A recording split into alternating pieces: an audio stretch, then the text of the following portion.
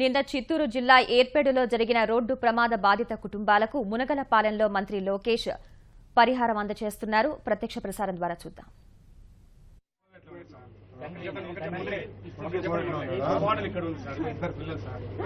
న్యాయం కొరకే సింటు భూమి లేదు సార్.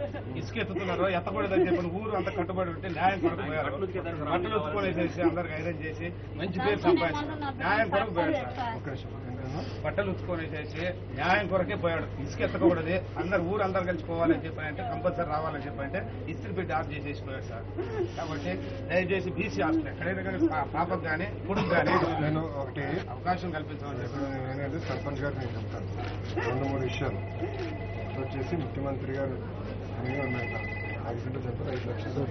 కానీ ముఖ్యమంత్రి గారు ఏమంటారంటే లేదు, ఇది గ్రామ సమస్యపైన మీరు పోలీస్ స్టేషన్ చెప్పేది చాలా దారుణం. కార్యకర్తలు అందరూ కార్యకర్తలు, మా కార్యకర్తలు వాళ్ళందరూ 2 లక్షల రూపాయలతో ఆదుకుంటారు. మూడోది చట్టకరమైన ఒకసారి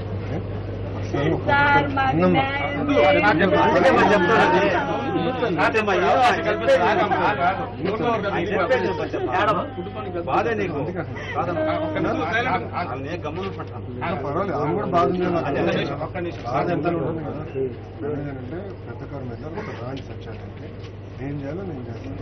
తప్పనిసరిగా పిల్లల్ని ఎట్లా నేను చూసుకుంటాను. ఒకసారి మాత్రం అవకాశం కల్పించడు. ఎందుకంటే రజకులు వాళ్ళకి అంటే అట్లా కాదు, ఉద్యోగాలు కూడా ఎక్కడ వేయాలి ఏంటనేది మొత్తం వివరాలు పద్ధతి ప్రకారం చేస్తారు.